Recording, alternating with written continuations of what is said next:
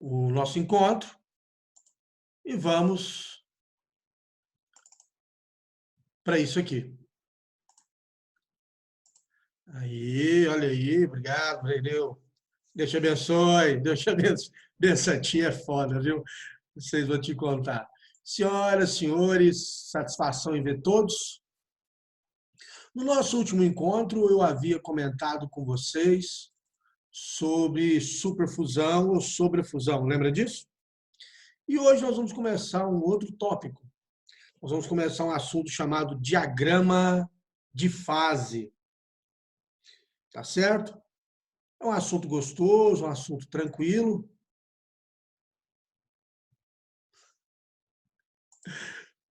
Eu vou fazer de conta que eu não vi, viu? Essa propaganda da L'Oréal. É um assunto gostoso, um assunto tranquilo. Vocês já viram algo parecido com isso na química. Nós vamos utilizar isso aqui na física. Chama diagrama de fases. Olha, primeiramente vou mostrar para vocês o que tem aqui. Ó. Do lado esquerdo da tela eu tenho a maioria das substâncias, que é o CO2, o dióxido de carbono. Não é isso? Gás carbônico. E do lado direito da tela nós temos aqui a água. Deixa eu falar dessas duas curvas, depois nós vamos analisar a peculiaridade delas, tá certo? A gente já vai ter um exercício para a gente se divertir aqui. Vem comigo. Olha para o diagrama da maioria das substâncias. Tá vendo essa curva aqui, ó? Essa curva aqui? Você está vendo que ela está dividindo uma parte onde está em sólido, uma parte onde tem líquido? Então, de sólido para líquido, tem um nome, não tem? Não é fusão? Então, essa curva número 1, ela é chamada de curva de fusão. Não preocupa não que vai aparecer isso para vocês. Dá um minutinho para mim que isso vai aparecer para vocês o nome deles. Tá certo? Curva de fusão. Significa que quando a substância tiver uma pressão, deixa eu mostrar aqui para vocês ficar melhor.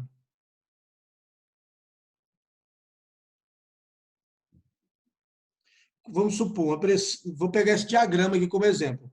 Uma pressão aqui, ó, nesse intervalo aqui, ó, de pressão e temperatura. Não deve ser legal não, mas tudo bem, vocês entenderam. Significa que nesse ponto aqui, a minha substância está no estado sólido. Está no estado o quê? Sólido. Qualquer lugar nesse intervalo aqui, ó, que eu colocar, ele me dá um ponto, um par ordenado, que a substância esteja aqui, aqui, qualquer lugar aqui, ó, ela está no estado sólido. Qualquer lugar aqui, ó, par ordenado aqui, a substância está no estado líquido. Aqui, ó, está no estado de vapor. Certo? Agora, e quando a substância estiver em cima dessa curva?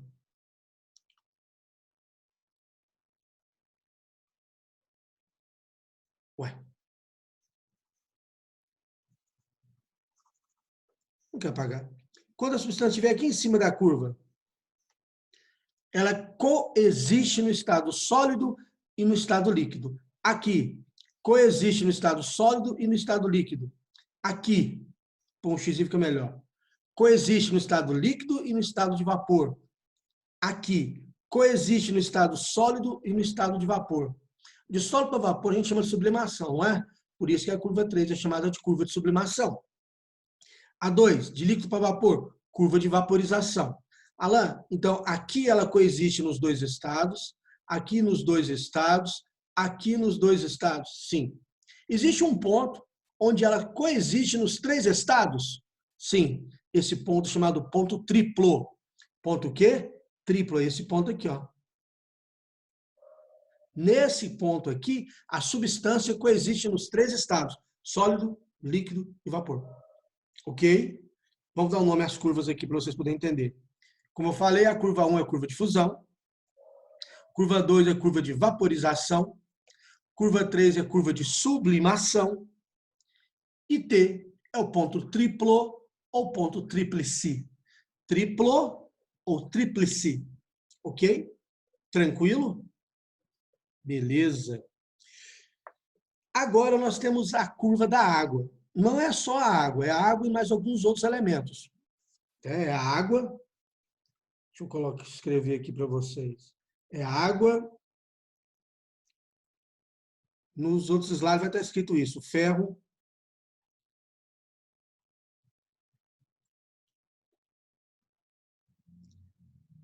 bismuto e o antimônio. Ferro, bismuto e antimônio. Esse é o comportamento desses elementos, tá certo? Observe que aqui é elemento, né? E aqui a água é uma substância. Então, vamos entender. Observa aqui, ó, que a curva de fusão, ó, da água é diferente da curva de fusão da maioria das substâncias. E isso é um grande detalhe, isso é um detalhe importantíssimo. Vamos analisar essas curvas de fusão separadamente daqui a pouco. Observe que na maioria das substâncias, a curva de fusão é aqui para a direita, não é isso? E a da água e das outras substâncias é jogada para a esquerda. Ela tem um desvio para a esquerda. Ela é jogada para a esquerda. Ela é diferente. Tá certo? Mas o nome da curva 1 é curva de fusão. Da curva 2, curva de vaporização. Curva 3, curva de sublimação. E T é o ponto triplo, que significa que nesse ponto coexistem as três substâncias. Veja bem, é um diagrama de pressão e temperatura. Pressão, temperatura. Tem uma pergunta interessante que me fizeram. Alan, no ponto triplo, a temperatura de fusão, sublimação e ebulição coincide. Coincide. Nesse ponto triplo aqui, ó, elas não estão coexistindo na mesma temperatura, na mesma pressão. Então, nesse ponto triplo, nessa situação, esses três pontos coincidem. Tá ok? Legal, né? Então, o que nós vamos fazer? Vamos estudar agora separadamente, primeiramente, a curva de fusão. Que é diferente das outras curvas, né? De fusão da maioria das substâncias e de fusão da água. Então, vamos lá. Substâncias que dilatam na fusão. Essas substâncias que dilatam na fusão, nós falamos que são né? A maioria das substâncias. Então, essa curva de fusão, que é esse gráfico aqui, esse trecho aqui, ó, eu coloquei ele aqui de lado, ó, tá vendo? Aqui está a parte sólida, aqui está a fase líquida. Então, o que acontece de sólido para líquido? Tem questão que gosta de fazer assim com a gente, ó, criança. Vocês gostam de fazer isso aqui, ó. Ah, mantendo a pressão constante, estou aumentando a temperatura. Ele está indo de A para B. O que está acontecendo? Está derretendo, não está? Está fundindo, né? Beleza. Como é que eu sei que está fundindo? Alguém está indo de sólido para líquido. Mas não é o nosso objetivo aqui agora, não. Então, vamos entender. Substâncias que dilatam na fusão. O que é dilatar na fusão? É aumentar o de volume, não é isso? Vamos entender uma coisa interessante aqui, crianças. O que diferencia o estado sólido do estado líquido?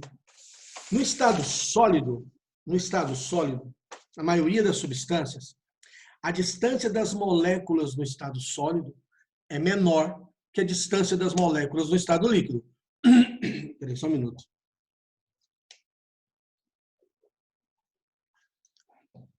A distância das moléculas no estado sólido é menor que a distância das moléculas no estado líquido.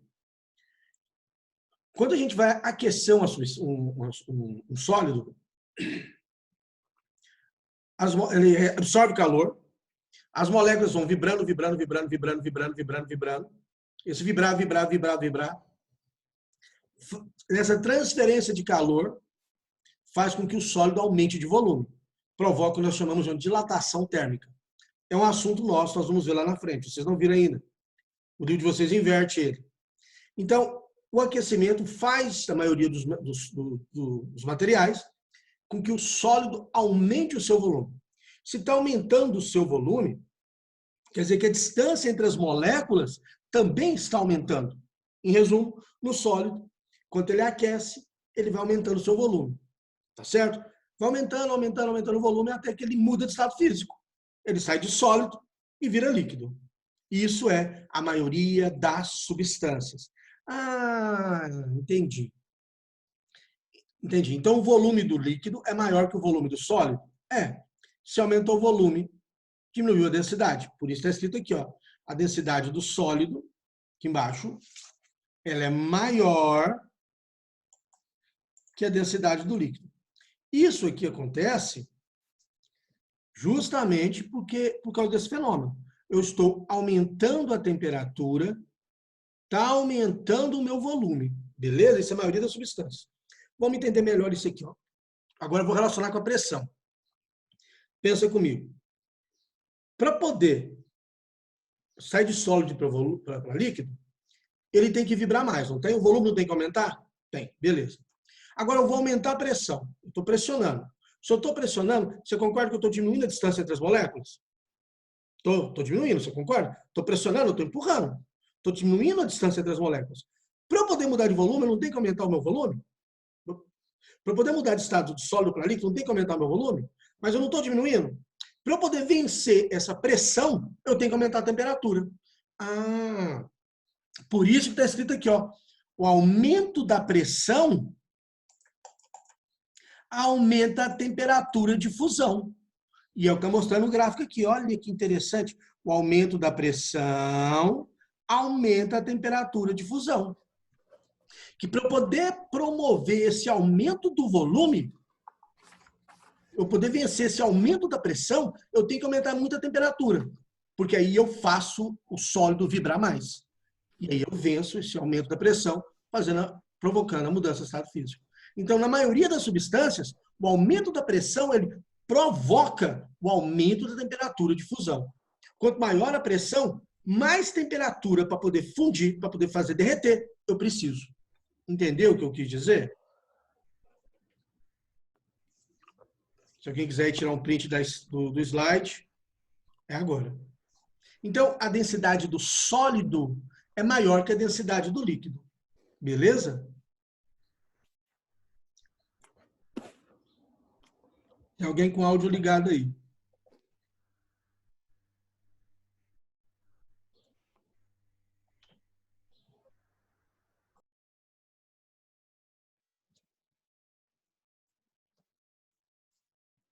Vamos para o próximo? Isso aí é a maioria das substâncias. Como é, então, essa curva de fusão para aqueles elementos que contraem na fusão, que é a água, o bismuto, o antimônio e o ferro? Como é que vai funcionar isso? Vamos entender isso aqui. Então, vou dar um minutinho para você dar uma estudada nesse gráfico, dar uma olhada no gráfico e tentar entender, pensar um pouco nisso.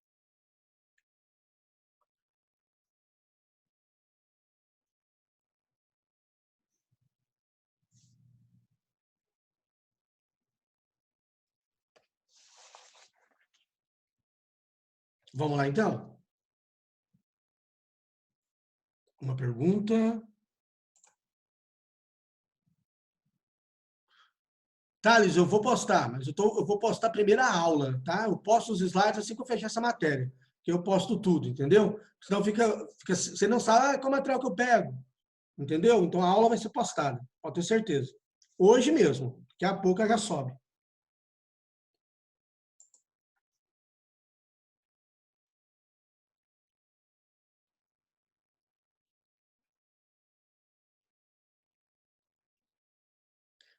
Thales, não, eu vou postar ele, porque eu já vou ter que montar material novo.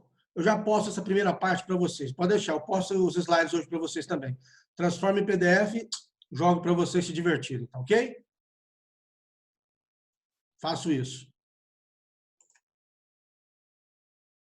Tamo junto, tamo junto, tamo junto. Por nada.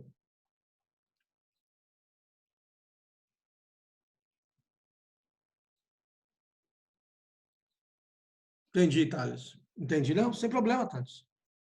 Sem problema. O que eu puder fazer para facilitar para vocês, para melhorar o dinamismo do estudo de vocês, eu vou fazer. Não se preocupe, tamo junto. Vamos lá, então? Vamos para esse aqui? Deu um tempinho para vocês pensarem nesse gráfico aqui. Então, vamos entender o que, que acontece. Vamos voltar lá no outro caso. Vamos voltar aqui, primeiro.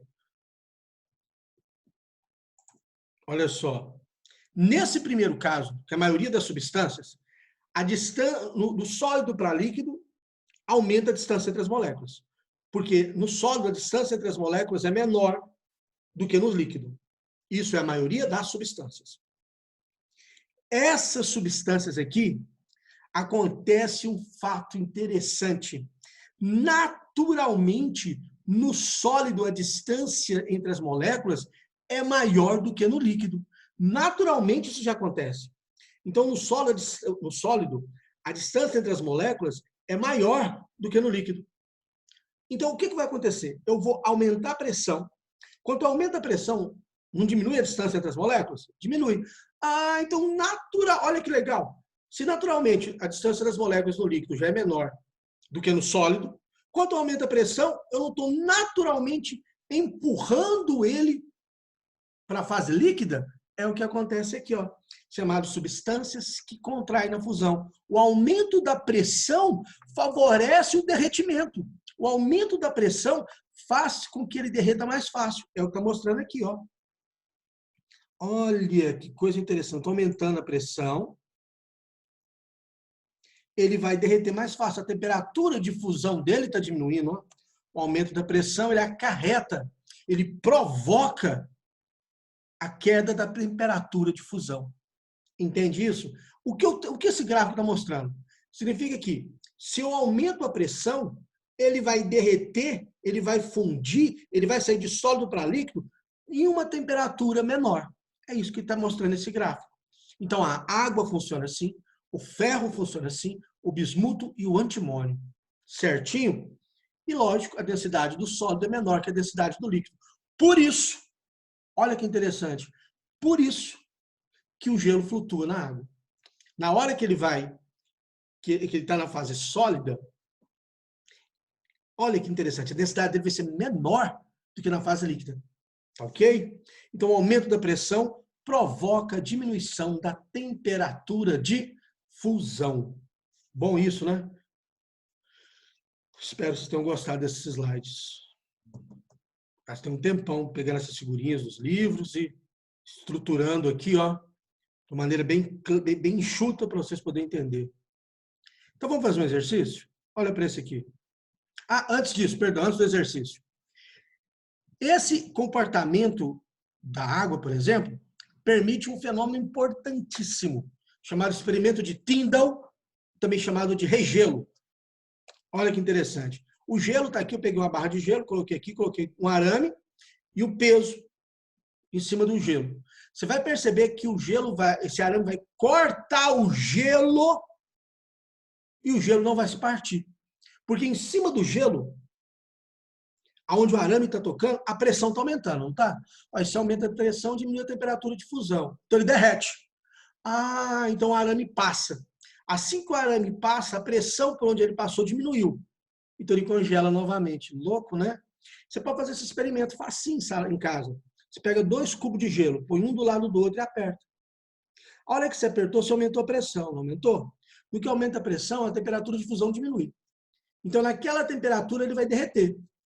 E aí, a hora que você solta, aquela parte que tinha derretido volta a congelar. E um gelo gruda no outro. Interessante, né? Vamos ver um vídeo para vocês entenderem isso melhor? Tá aqui, ó.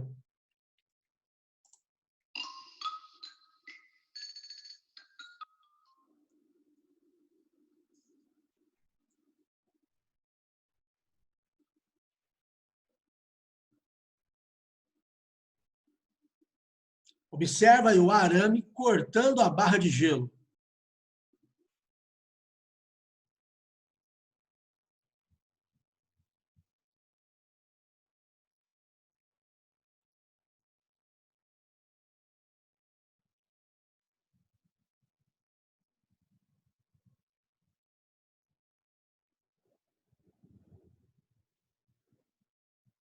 Isso é chamado de experimento de Tyndall também chamado de regelo, tá certo? Isso vai explicar, por exemplo, um patinador de gelo, aquela lâmina do patins é uma área pequena, quanto menor a área, maior a pressão. Então, por onde ele passa, a pressão está aumentando, está liquefazendo.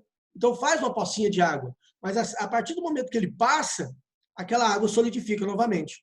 Aí, ó, o aumento da pressão provocado pelo fio diminui a temperatura de fusão, fazendo com que logo abaixo do fio a temperatura de fusão seja menor que 0 graus Celsius. Após a passagem, o aumento da pressão é suprimido e o ponto de fusão volta a ser zero, fazendo com que volte a congelar. E um experimento semelhante é com prego. Você pega um prego, encosta no gelo e vai perfurando. Ó. Beleza? Legal, né?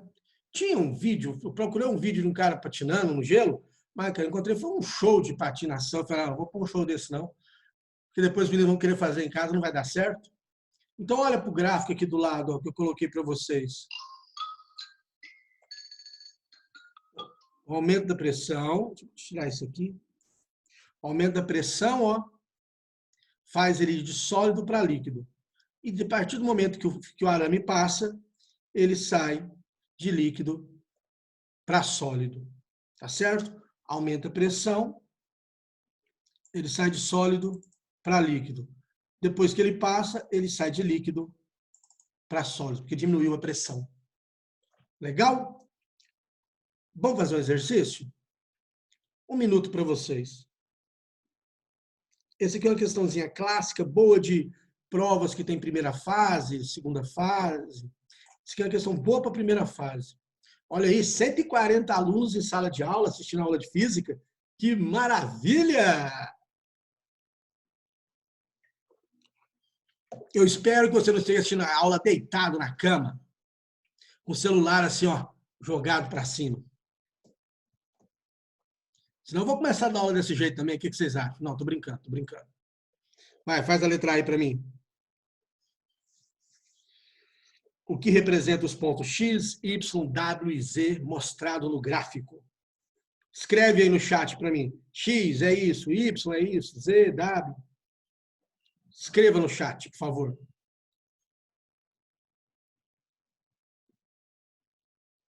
Aí, a galera está começando a interagir.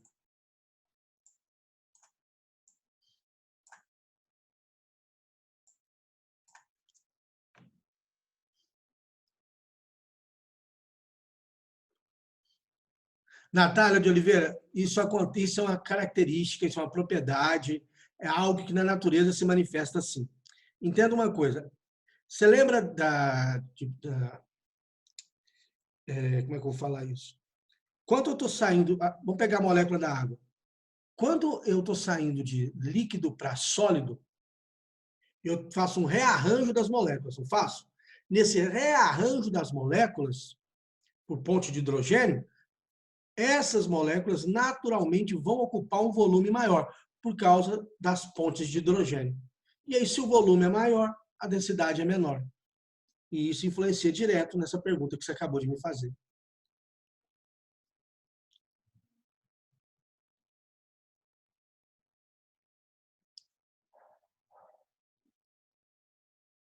Vamos lá. Maria Clara, você colocou um 3. Que 3 é esse? Vamos lá, Zé Victor, deixa eu ver o X. Beleza. Y. Beleza. W. Beleza.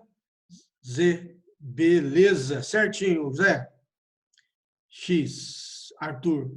Isso. O Arthur, você respondeu em Y, você falou o que coexistem. Eu quero saber o nome da curva.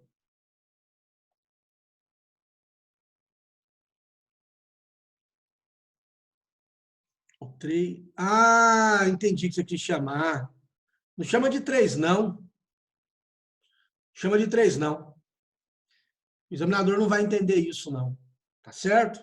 Tem um nome próprio para isso.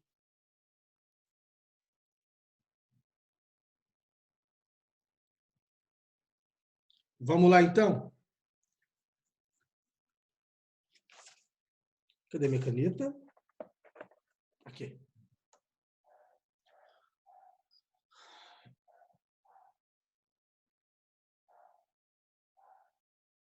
Vamos lá?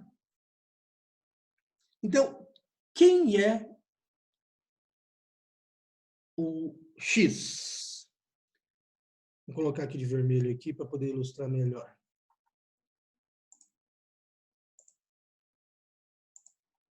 Quem é o X?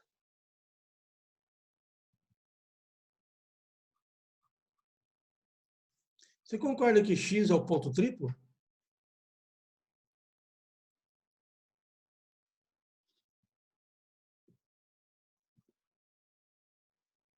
X é o ponto triplo? O tríplice, muito bem. Triplo, tríplice, muito bem.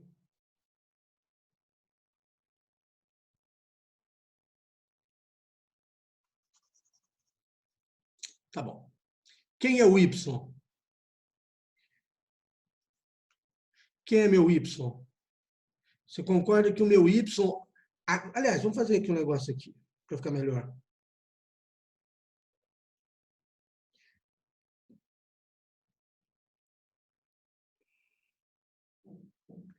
Aqui no estado no sólido, aqui não é líquido?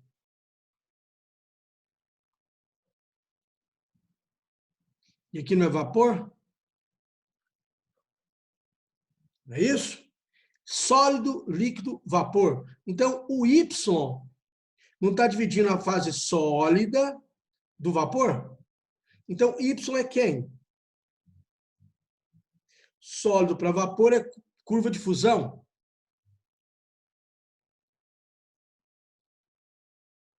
Fusão não, né? Sublimação.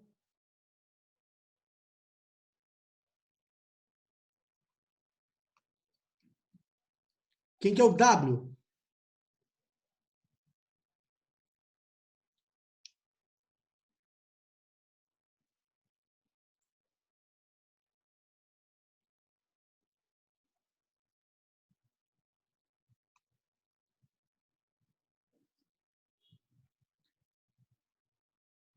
O que que é o W?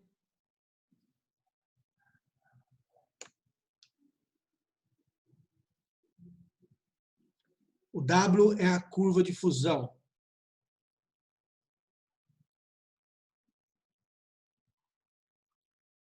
Vou melhorar esse texto aqui, que não está legal, não. Z, curva de vaporização. Deixa eu melhorar esse texto aqui, vai ficar melhor a questão. O Y, ele está na curva de sublimação. O que que isso quer dizer? Que coexiste sólido e vapor ao mesmo tempo. O W está na curva de fusão. Significa que coexiste, que a substância está ao mesmo tempo no sólido e no líquido. E Z está na curva de vaporização. Significa que coexiste sólido e vapor ao mesmo tempo. Melhorou? Isso, Giovana. Por isso que eu mudei o texto, entendeu? Não é um ponto que representa uma curva. Quando você perguntou o que representa os pontos, aí eu já mudei o texto. Ó. Eu falei que o X, o Y está na curva de sublimação, então sólido e vapor estão coexistindo. O W está na curva de fusão, o Z está na curva de vaporização. Entendeu? E o que é o X? O X está no ponto triplo. Então, coexiste os três estados juntos. Sólido, líquido e vapor. Beleza? Tranquilo? Então, eu vou tirar até o igual aqui. Vou colocar assim, ó, o X está... Põe uma setinha assim, fica melhor. Ó. Pronto. Sob pressão normal, 1 atm, e a temperatura de 20 graus Celsius. Em que fase se encontra a substância? Então, nós vamos procurar no gráfico uma pressão de 1 atm e uma temperatura de 20 graus Celsius. Então, vamos lá. 1 atm é por aqui, ó.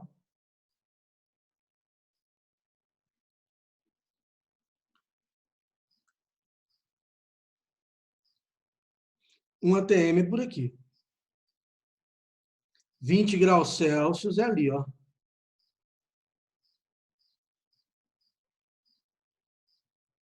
Então, qual que é o estado que ele se encontra? 1 atm, 20 graus Celsius, esse ponto aqui, ó. Que estado que ele está? No estado de vapor. Perfeito? E a letra C nós já fizemos, né? Assinale no gráfico as regiões correspondentes às fases sólida, líquido e de vapor. Já foi feito. Sólido, líquido e vapor. Boa questão, né? Facinho, né? Eu também achei. Tanto é, vamos dar o slide aqui. Tranquilo? Tá aí a questão resolvida. Eu coloquei ela resolvida para vocês. Vocês ficarem felizes. Deixa eu fazer uma pergunta. Eu estou com um bate-papo aberto aqui na tela. Vocês não verem, não, vê? Responde aí para mim. Porque eu fico na preocupação de onde eu estou colocando ele, para não atrapalhar vocês a enxergar. Ah, beleza, então ótimo. Porque toda hora eu fico mexendo nele, para não atrapalhar vocês. Obrigado, gente. Já responderam para mim. Obrigadão. Então, tá aqui, ó, a resposta. Depois vocês derem dar uma lidinha. Tá ok? Isso, a questão foi respondida. Aqui, ó. O ponto X, comum às três curvas do diagrama, é o ponto triplo, representativo da coexistência e equilíbrio das três fases, sólido, líquido e gasosa, da substância. O ponto Y pertence à curva de sublimação e, portanto, representa o estado de equilíbrio entre a fase de sólido e vapor. Ok? Tranquilo? Vamos lá, então. Vamos avançar. Agora eu tenho um exercício hard para vocês.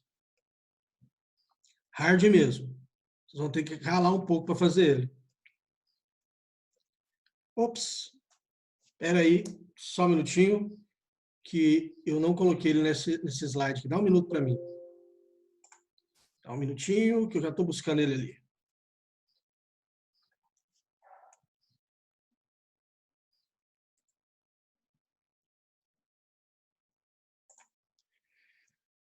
Só um minutinho.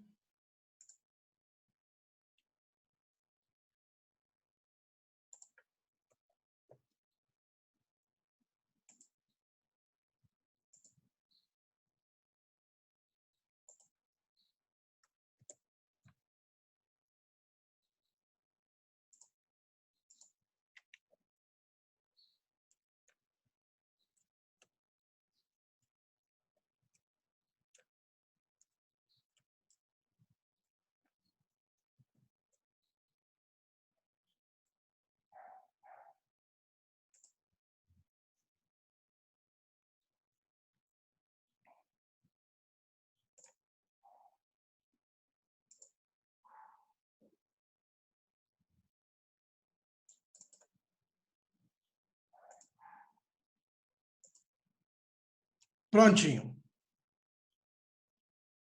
Tá aí ele para vocês.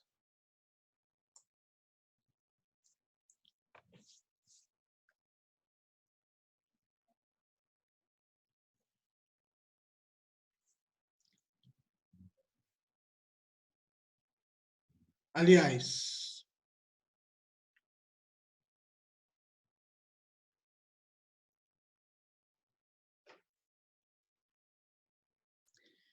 peraí, só um minutinho.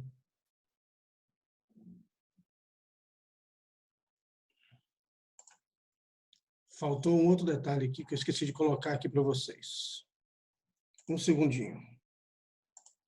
Antes de falar disso, eu tenho que falar de panela de pressão. Estou tão empolgado com fazer esse exercício que eu esqueci de colocar o slide para vocês.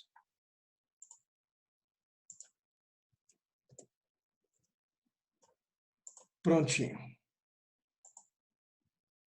Conseguem ver?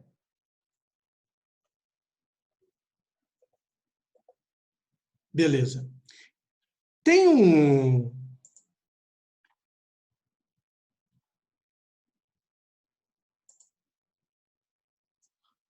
Até vazou a resposta, né? Tá, mas não é a pergunta que eu quero agora, não. Vamos lá.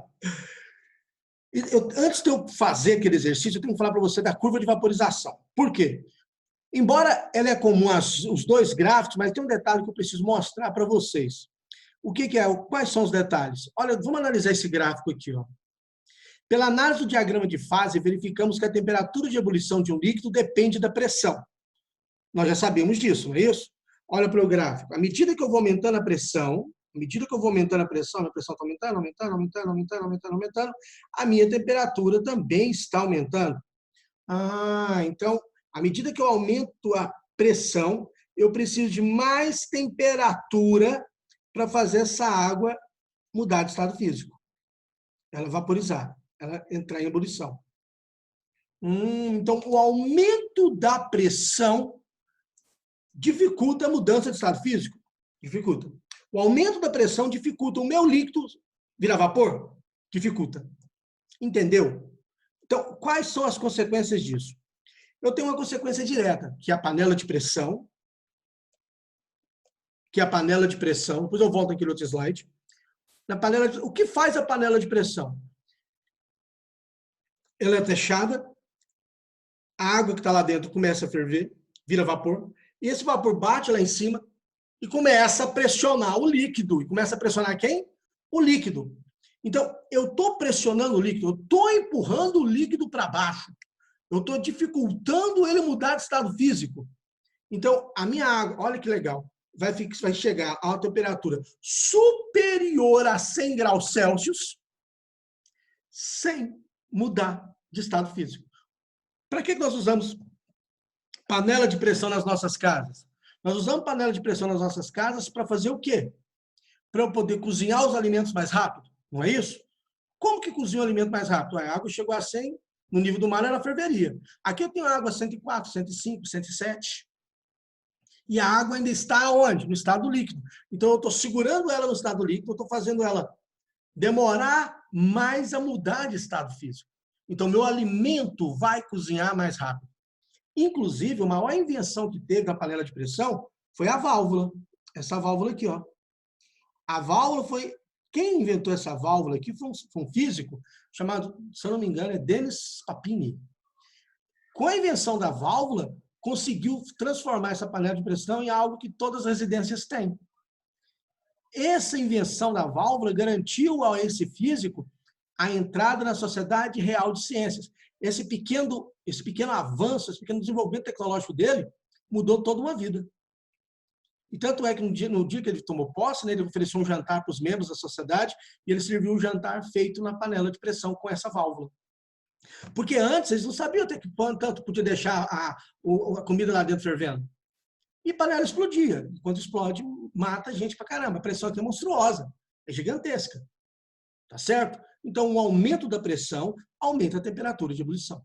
E aqui do lado direito da tela, nós temos um outro equipamento. Esse aqui é muito utilizado em consultórios médicos, principalmente odontológicos, chamado autoclave.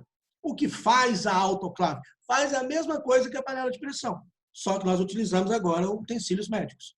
Você imaginou o dentista lá usando o aparelho na sua boca, está sangrando, depois ele só passa um álcool em 70 e põe e vai atender o próximo? Não, amigão.